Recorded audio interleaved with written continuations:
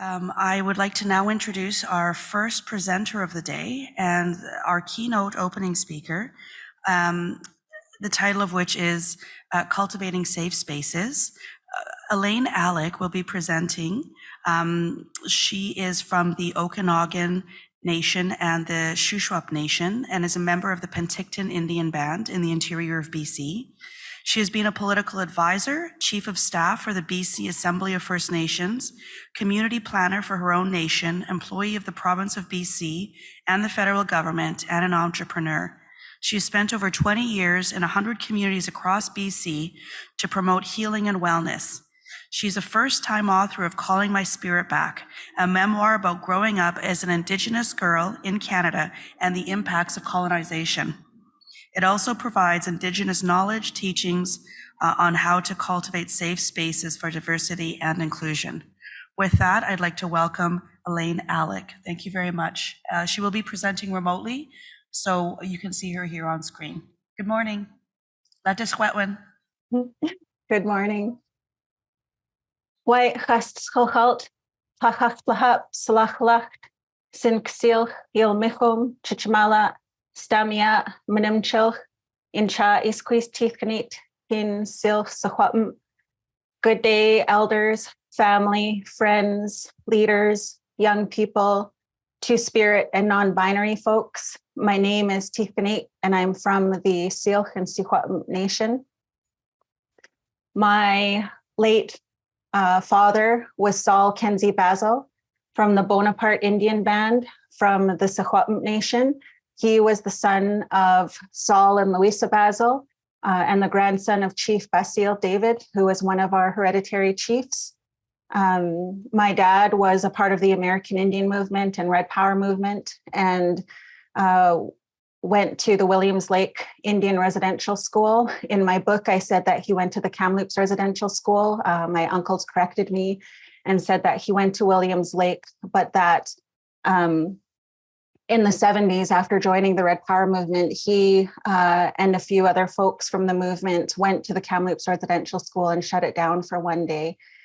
He was also partially responsible for the shutdown of the Department of Indian Affairs offices in Vernon, BC in 1974.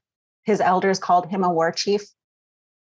And my dad would hitchhike across Canada with 10 cents in his pocket to help any nations who asked him to. My late mother was Sophie Alec from the Penticton Indian Band from the Syilx Nation. Her name was Mahiknet, and she was the daughter of the late Chief Jack Alec and Elaine Alec. My grandfather, Chief Jack Alec, was chief for 24 years until the day he died. My tama, Elaine Alec, was also known as Philomene Francois. She was the daughter of Chief Francois, who was also known as Surimt. If you've ever been to Penticton, British Columbia, and driven along Okanagan Lake, you'll see a provincial park named after him. Surimt loosely translates into moonlight glistening off the water. We are descendants of Kithbakjetin and Pelkamulach. Pelkamulach was one of our hereditary chiefs who resided primarily in Washington State and had wives from Washington into British Columbia. My ancestor, Pelkamulach, was known for uniting our nations. He had many wives from Washington into British Columbia as far north as Williams Lake, over to the Rockies and over to the ocean. Many of our hereditary leadership in the interior are descendant from Pelkamulach. So if any of you are descendants of any of those hereditary lines, then I want to say hello, cousin. Hello, my relatives. We're most likely related. We had those marriages as a way of uniting our nations, because when we had marriages like that between nations, we made a commitment to understand how to walk well within each other's territories. We made a commitment to understand who it was that we had to talk to when we were in each other's territories, whether it was the deer chief or the salmon chief or the berry chief. The ones who spoke the language of that land were the ones who carried the responsibility to that land and all living beings within that land. And so if you were in someone else's territory, you knew because you would know that the language changed. And so there was no such thing as overlaps. There was no such thing. We knew our responsibility to the land based on the languages. Where our languages ended, that was where our responsibility ended. And where we knew the names of the mountains and the rocks and the water in our language, we had a responsibility to that. Our elders were very careful, when they claimed rights, and they passed that on to us as children, and said that be careful what rights you claim, because the more rights you claim, the more responsibility you have.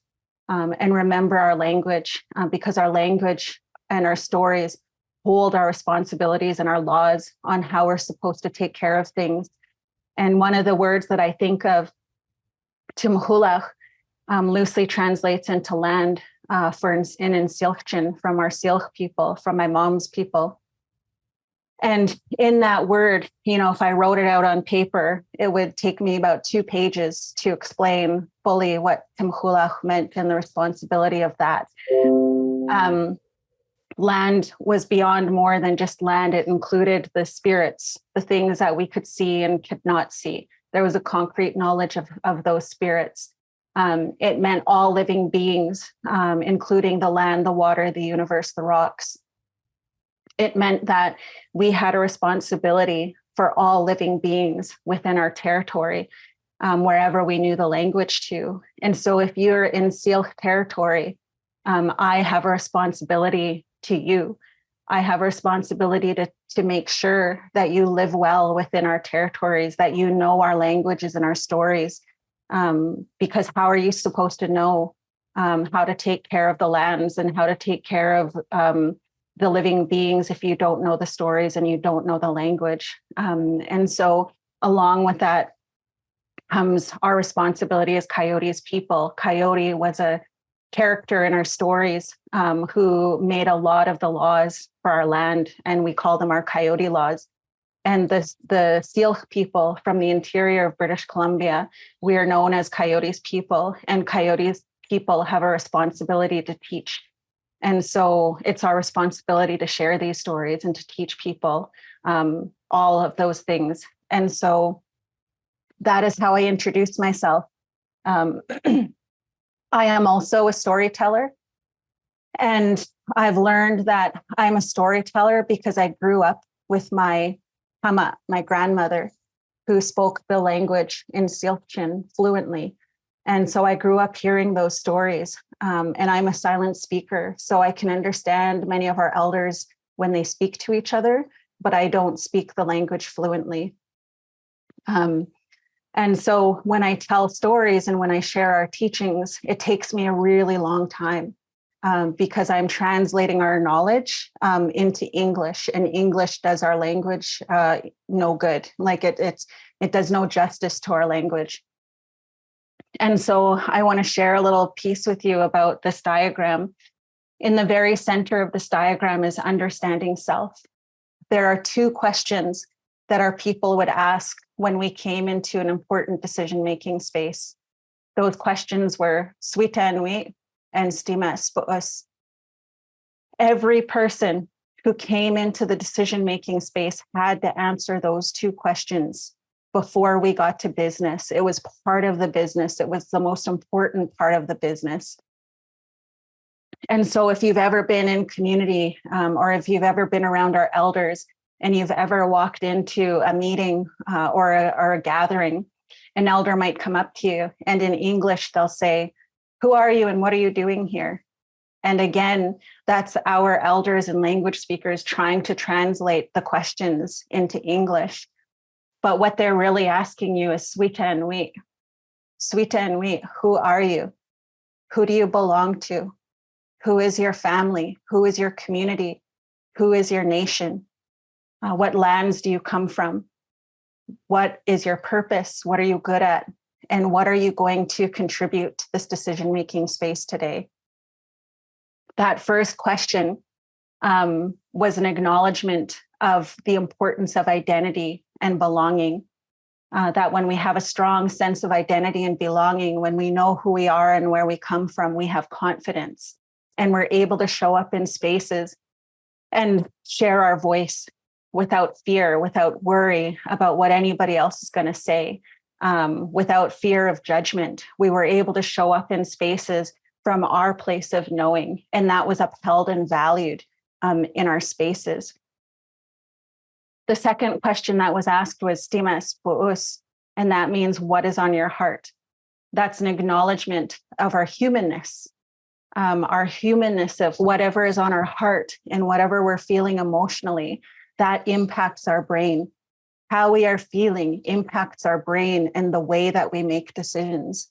And so if we're grieving, if we're triggered, if we're experiencing cumulative stress and burnout, if there's something weighing heavy on my heart, it's going to impact my brain. It's going to trigger me. It's going to move from my executive functioning brain to the lower part of my brain, my trauma brain, my STEM brain, my lizard brain, where I'm only able to participate at 5%.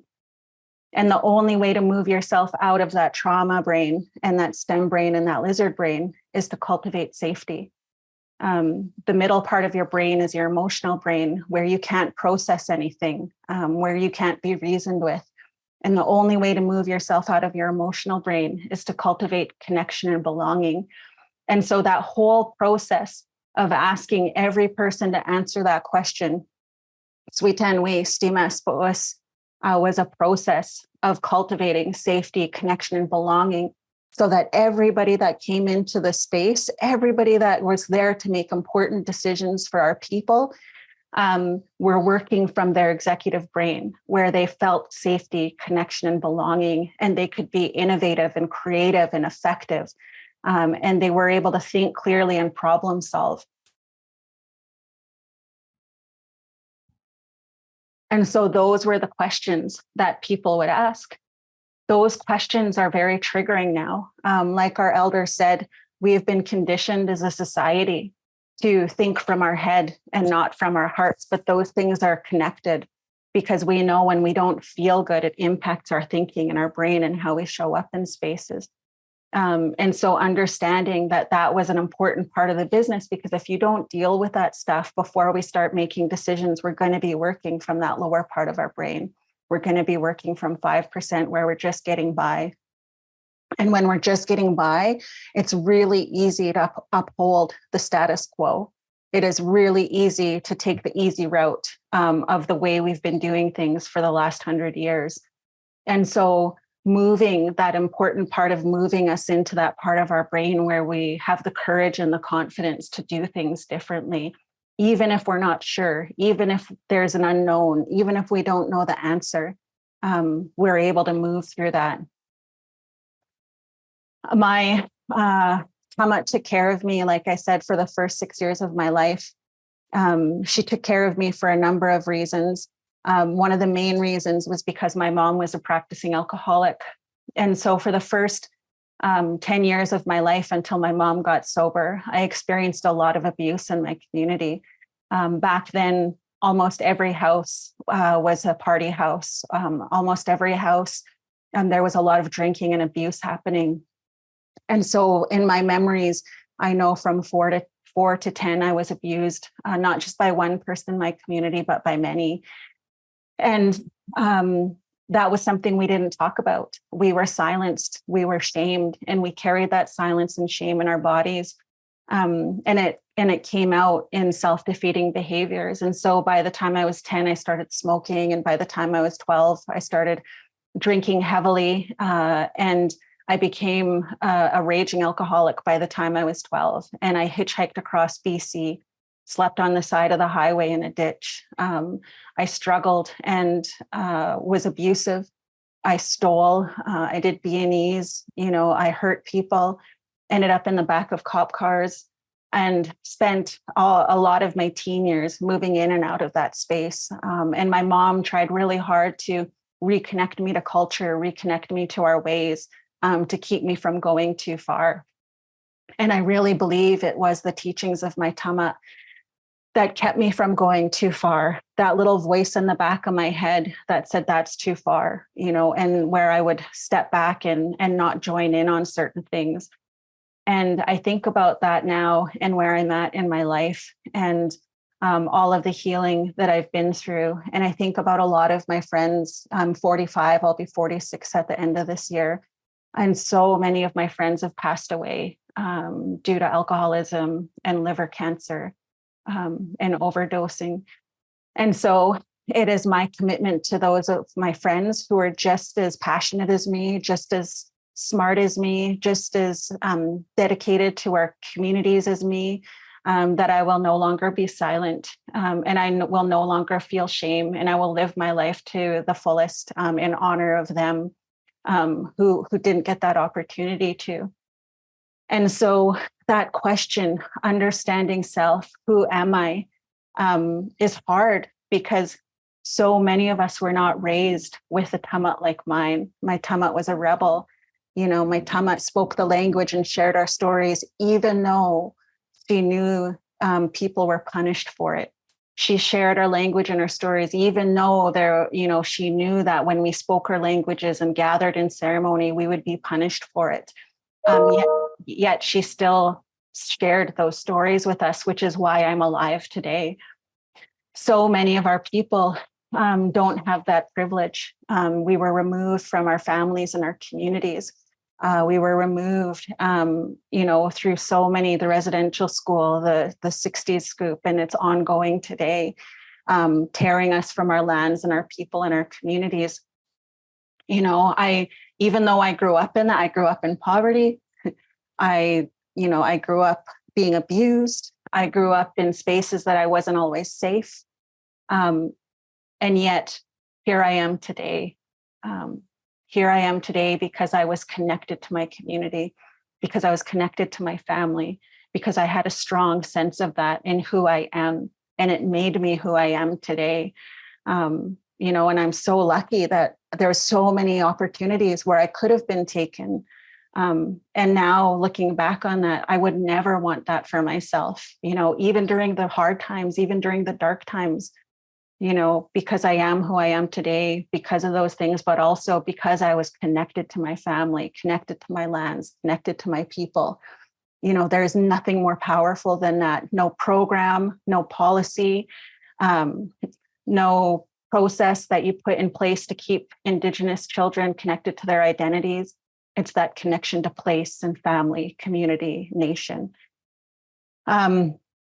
And so answering that question for many people can be so triggering, especially our settler ally relatives. Who am I? So many of us don't know who we are or where we come from. We don't know. Our parents and our grandparents didn't talk about that. We didn't talk about who we are, where we came from. I think my grandpa came from somewhere in England. I'm not too sure. We didn't talk about that. Because Indigenous peoples are not the only ones who suffer from intergenerational trauma. So many of our settler ally relatives came here as a result of war and violence, from their own trauma and abuse, children who are orphaned, children who are sent to Canada without any adults who are also abused, who also went through that. And so one of the things that I share that my husband said at a reconciliation event couple of years ago was that the biggest mistake that Canadians can make is focusing on the healing of Indigenous people. Like we're the problem that needs to be fixed in Canada. We're the ones that need to do all the healing. Indigenous peoples make up 3% of the population. If there's a problem in Canada, it's not us. And so true reconciliation means focusing on self, understanding self. Who am I? Where do I come from? Who is my people? What am I good at? What is my purpose? And what am I going to contribute to this space from my place of knowing, from my understanding? You don't need to know everything about me or my people. You don't need to know all of my stories, how to say my name correctly, acknowledge the territory, that I'm in. You don't need to be an expert and know all of that to contribute to these spaces. What we want from you is to contribute from your place of knowing. What is your purpose and how do you contribute? Because that's all you can do.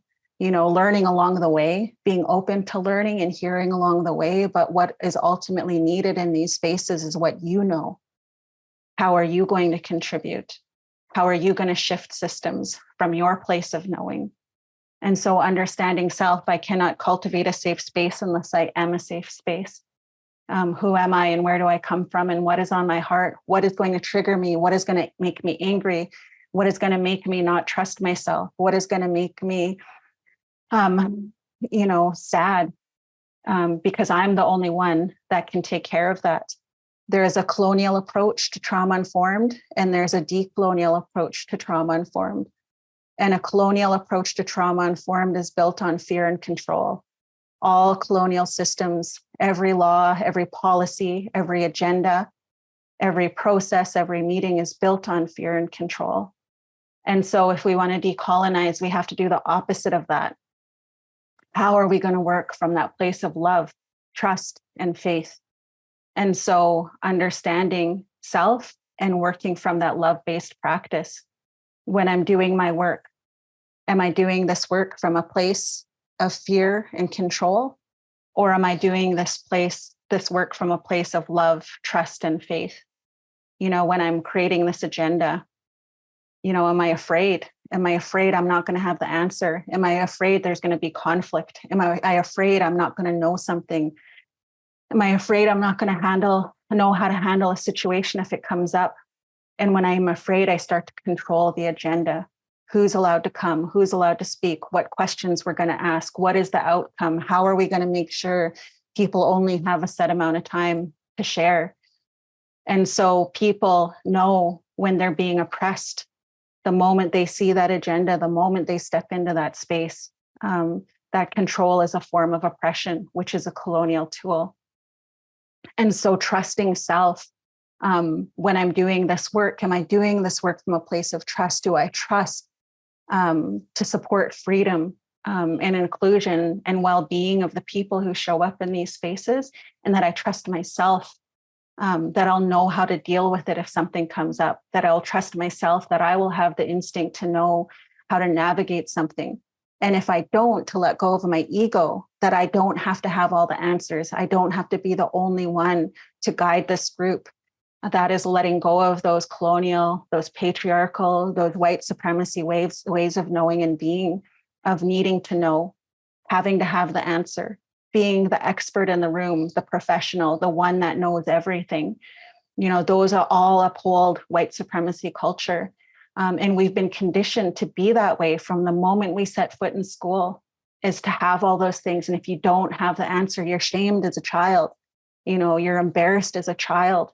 And those things hold on and they come with you into adulthood and impact the way you work with communities, the way you work with your colleagues, the way you show up in spaces. That fear that was put into us as children through the education system of always having to have the answer, of not wanting to get caught being not prepared.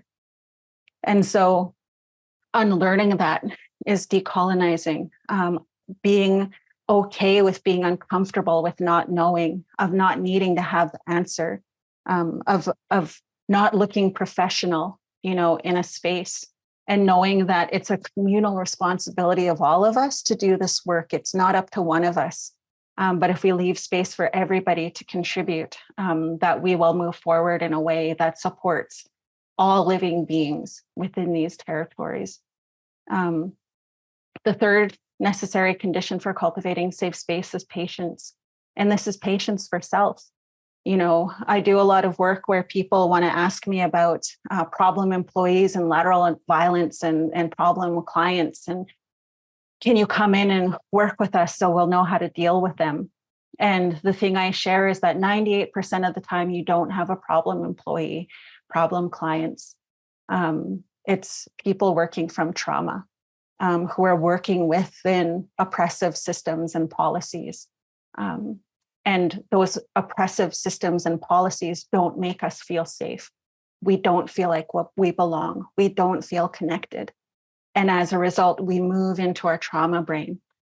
And then we become a problem, because when we're in our trauma brain, that's where we make mistakes. That's where we drop the ball. That's where we show up late. That's where we're negative and cynical.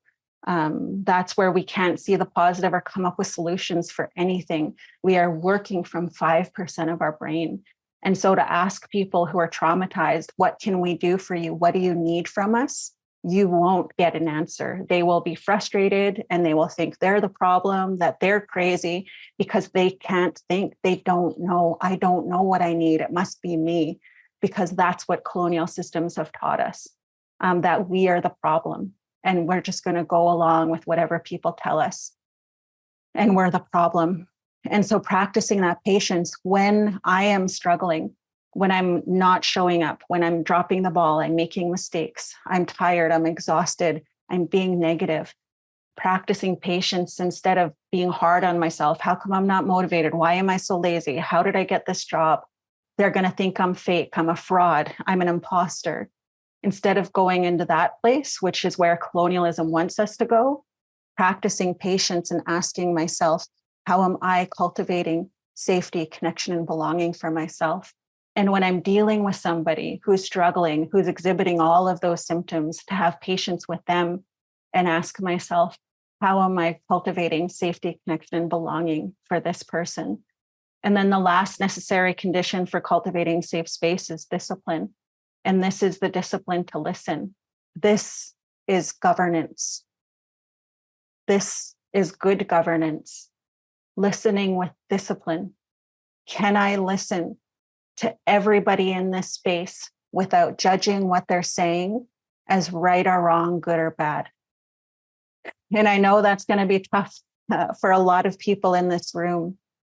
Can I listen to everybody without judging what they're saying as right or wrong, good or bad?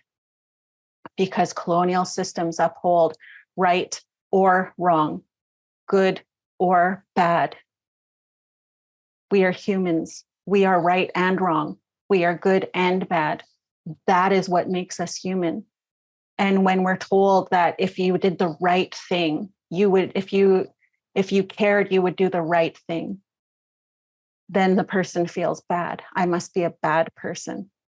You know, this is the right way of doing it. So if I don't do it that way, then I'm wrong. And when people feel wrong and bad, they're working from the lower part of their brain. They don't feel safe. They don't feel connected. They don't feel belonging. And so the protocols of coming into space, as every person introduces themselves, who they are and what's on their heart, the protocol is to listen with discipline. Listen to everybody in the space without judging what they're saying as right or wrong, good or bad, and practice the discipline of listening to the people that you do not like, you do not agree with, and that you don't understand. Because as a society, we've become really good at only listening to the people we want to listen to, the people we like, the people we agree with, and then we shut out everybody else that we don't understand, like, or want to listen to. And so that is the discipline to listen that is taught to our children as young as 4, to listen with discipline to the people in their community. And so it takes a long time to practice. It takes a long time to practice that without judging people. Because in our languages, we talk about anau kinwich, or natsamat, or the open heart and open mind. Listening to all of the voices, because the more voices you listen to, the more knowledge you receive. The more wisdom you have, the better decisions you make. If you're only listening to the voices you want to listen to, you're excluding. Exclusion is a colonial tool. And so the simple act of listening with discipline, people know when they're being listened to and people know when they're being dismissed. And so when people don't feel listened to, they don't feel connected. They don't feel like they belong. They don't feel safe. Listening with discipline can heal an entire space, can shift and change the energy in an entire room. Marginalized folks have not felt heard or listened to. Our entire lives, we feel like we're just talking. Nobody hears us. Nobody's listening.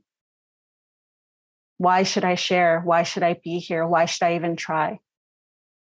And so the simple act of listening with discipline can start healing that person, just because they feel like somebody's actually there. Someone's actually listening. You don't have to come up with a response. You don't have to, find something to say in return. We're always up here when someone's talking. What am I going to say? How am I going to respond? How am I going to tell them, they're wrong? How am I going to get them to get on my side? How am I going to get them to think the way that I think? That supremacy, that colonialism that is deeply embedded in us. And how do we shift those systems? And so on the outside of this diagram, you'll see promote well-being, promote inclusion, promote freedom, and promote validation. Those are the protocols for cultivating safe space. So when we look at the opposite of that, we see colonial tools that do not promote and cultivate safe spaces of connection and belonging. Those colonial tools are to promote sickness and death, to promote exclusion, to promote oppression, and to promote shame. Those are colonial tools that are in every system. They're in every law, process, rule that we have. When people ask me, how do we promote sickness and death today in our policies?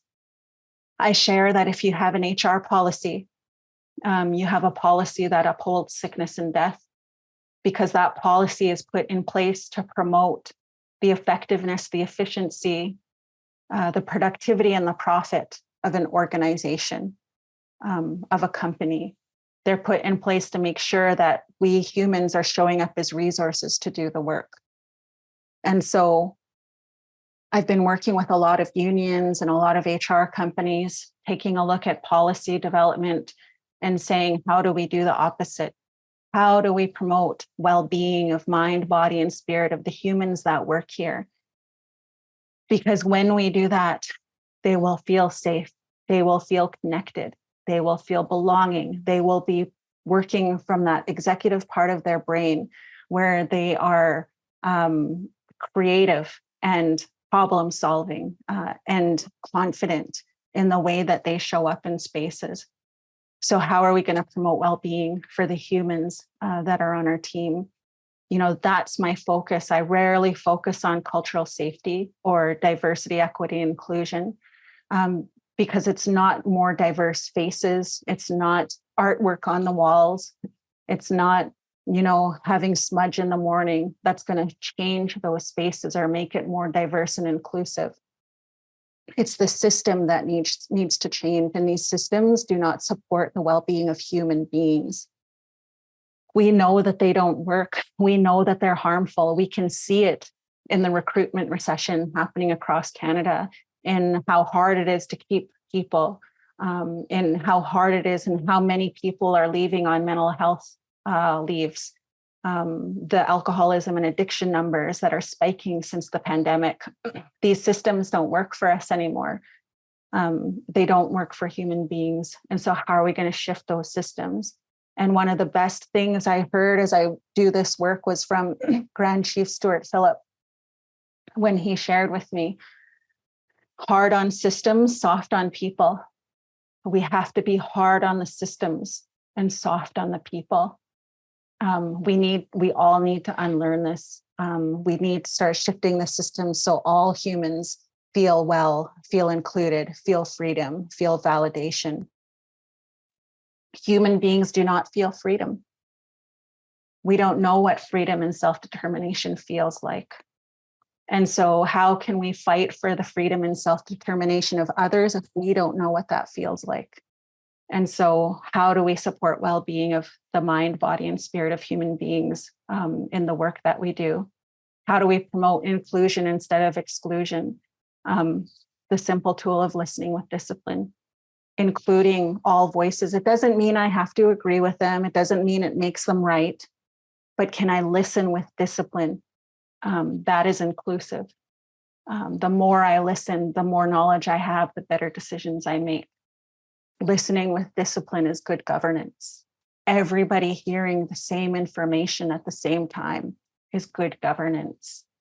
Showing up and being in a space on time so everybody hears the same information is good governance. Promoting freedom instead of oppression. Am I working from a place of fear and control, or am I working from a place of trust and faith?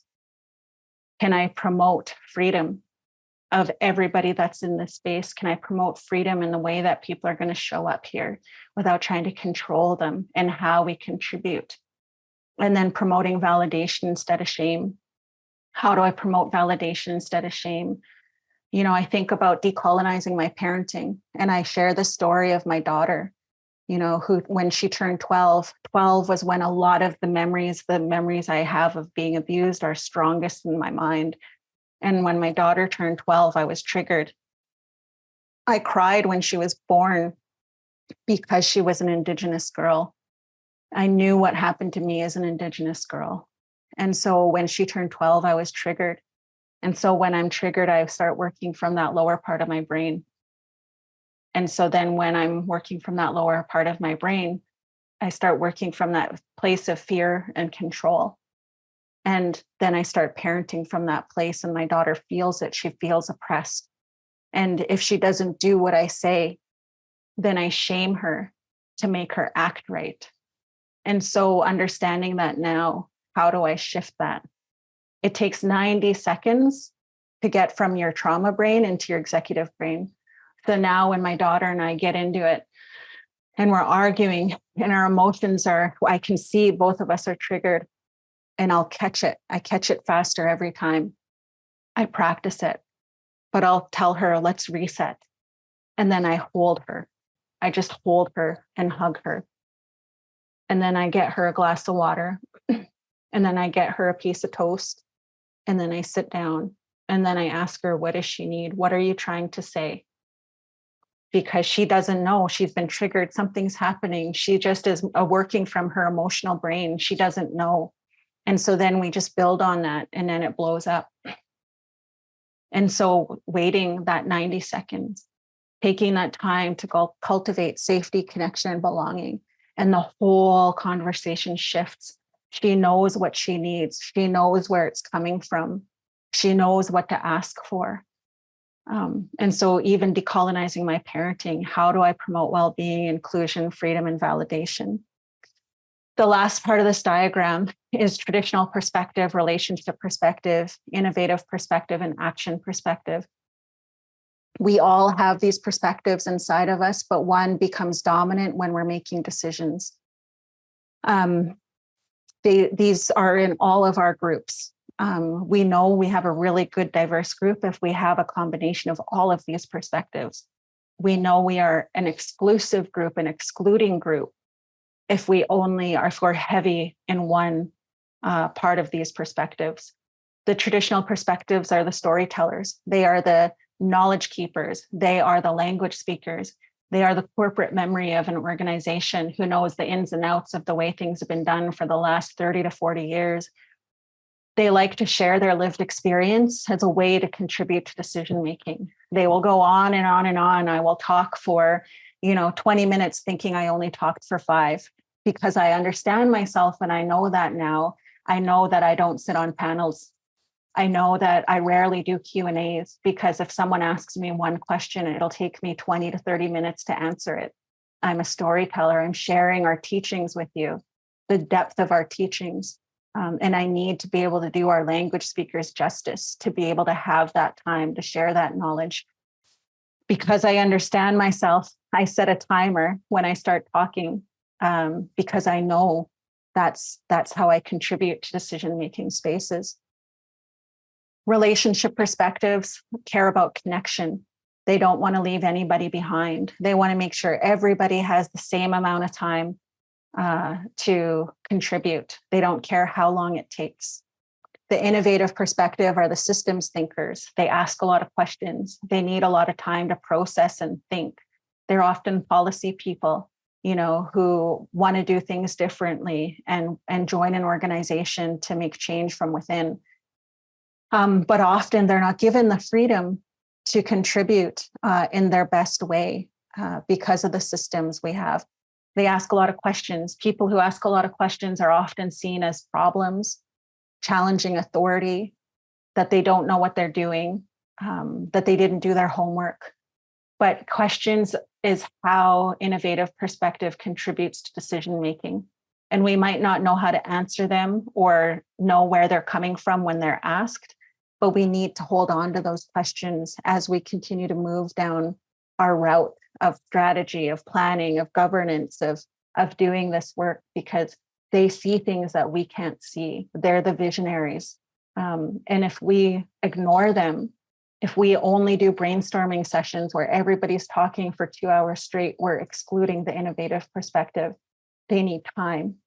They need to listen. They need research. They need quiet before they can meaningfully contribute to conversations. I spend a lot of time on innovative because they are systems changers who are often excluded.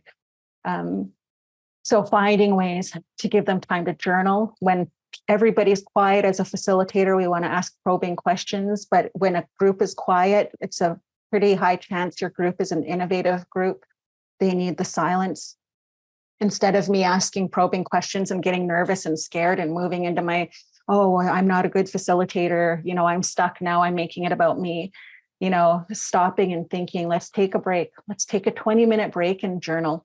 Let's process, let's think, let's mind map all on our own. Go do your own thing. We'll come back together and then we'll carry on from there.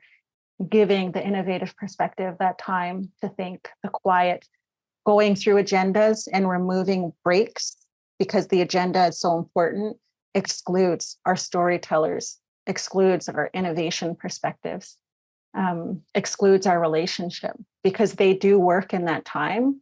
But it's not the type of work that action understands.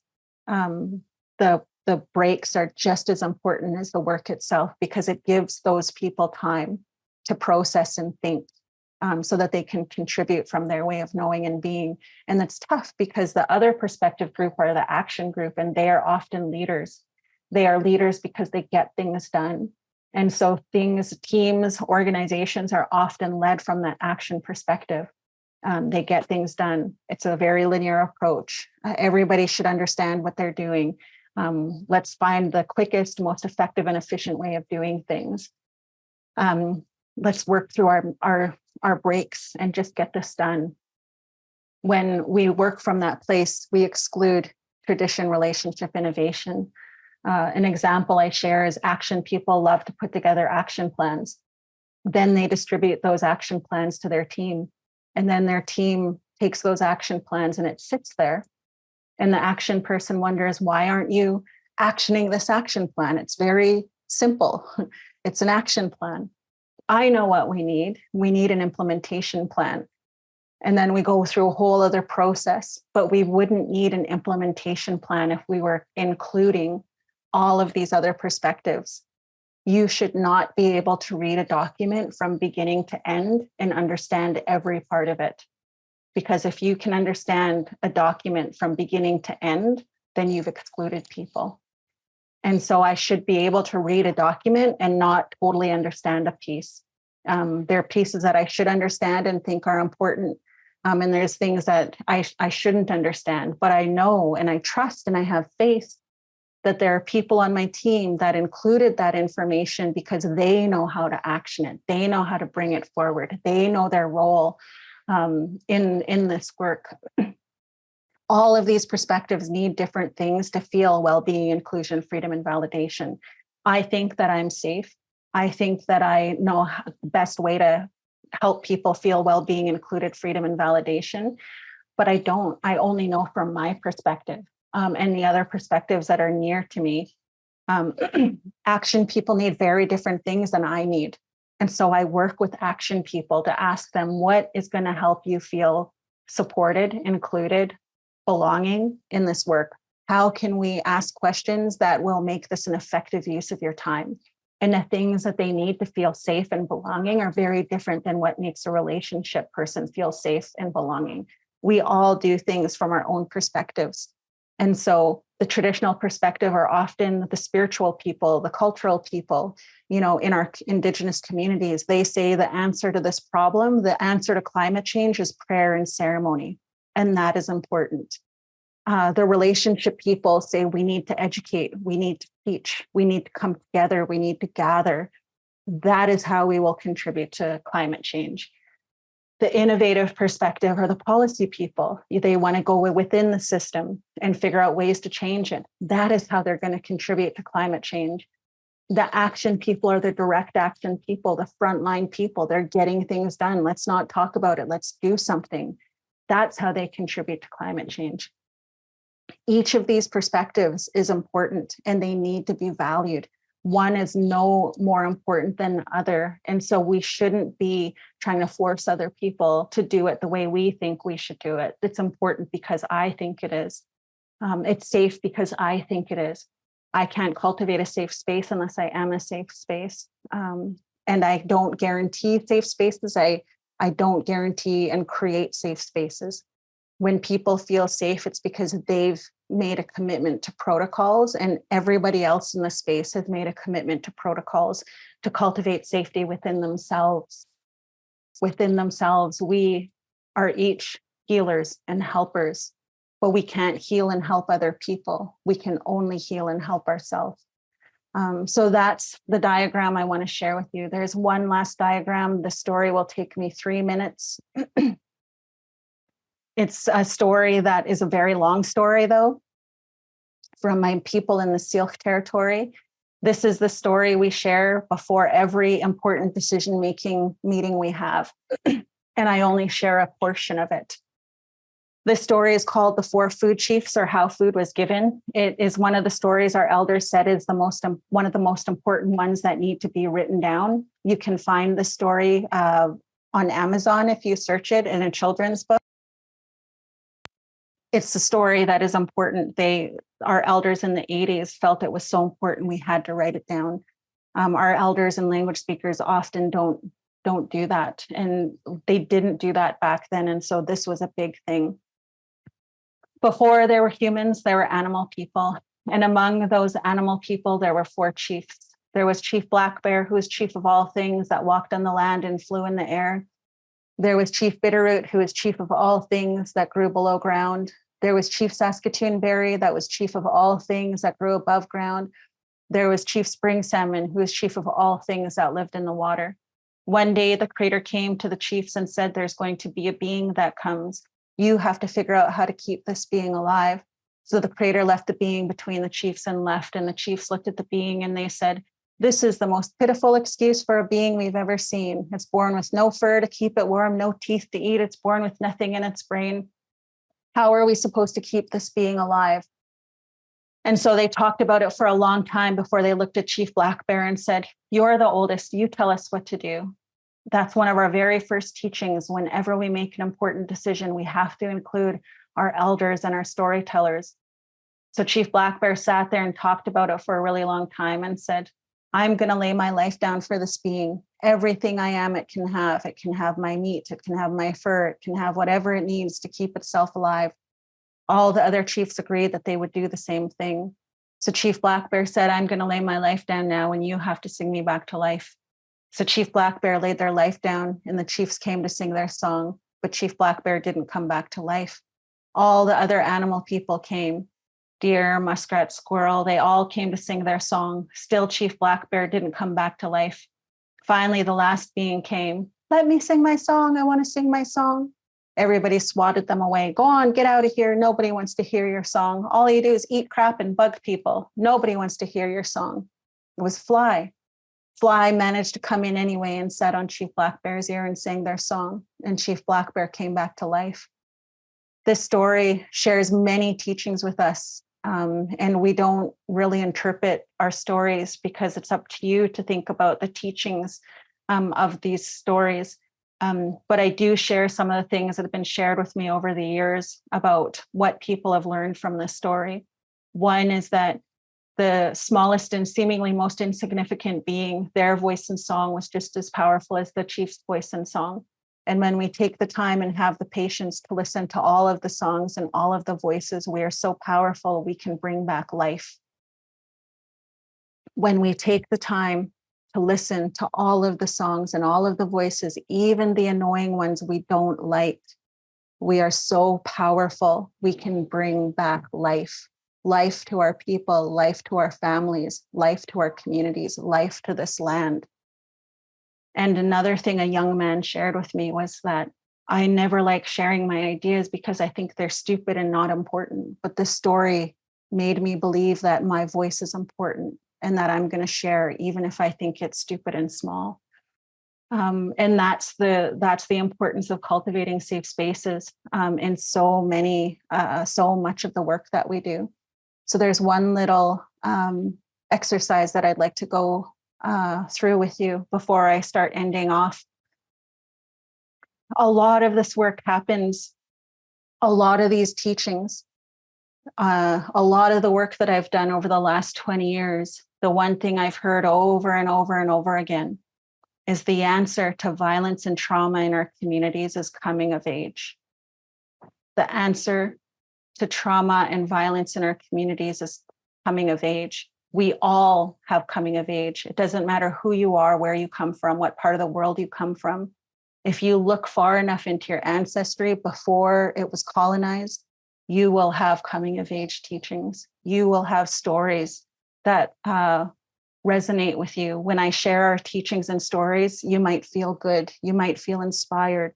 You might be emotional. That's your blood memory reminding you of who you are and where you come from, that you too have ancestors and ancestral teachings that will remind you of who you are and where you come from. And so we all have those coming of age. Coming of age was started when we were very young. We were taught to listen with discipline. We were told to find our sumich, our spirit helper, what we were good at, how we were going to contribute to the community, who we were and where we came from. And so that was taught to us as children. It was taught to us as we got older to do these things, to be able to answer those questions. As we got older, one of the things that was shared with us was when you struggle, talk to your elders. And so I remember being a teenager and a young adult going to my elders and saying, I'm having a hard time. I need you to help me answer this question. Tell me what to do. And my elders would say, go to the water. And I was so frustrated because I just wanted them to tell me what to do. Just give me the answer. And it wasn't until I was older that I started to learn what it was that they were teaching me, sending me to the water. So I want you to just close your eyes if you're comfortable enough. I want you to take 20 seconds to just close your eyes. And I want you to imagine yourself standing by the water.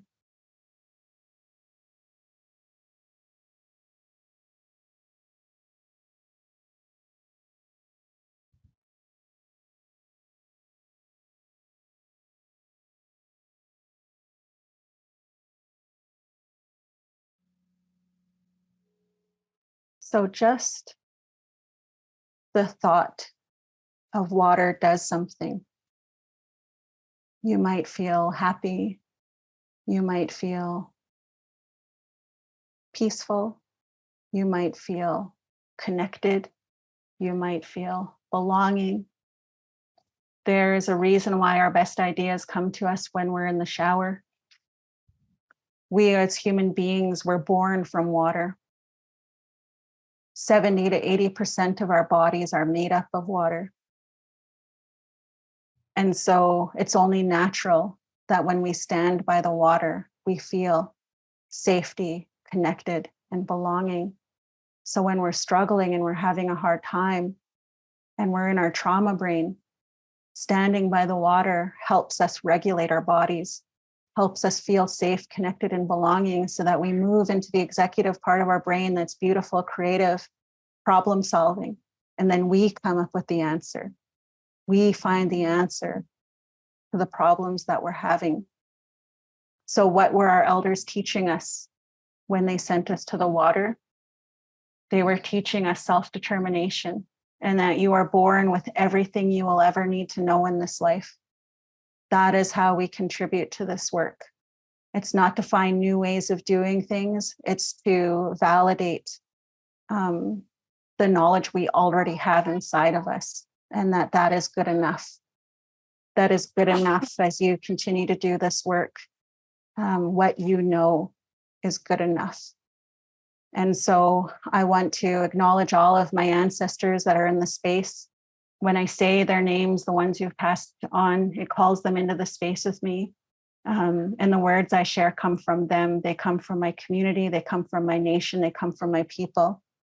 I was a grade 9 dropout, living in trauma, told I was not good enough, not smart enough, that I would never amount to anything because I couldn't get through school.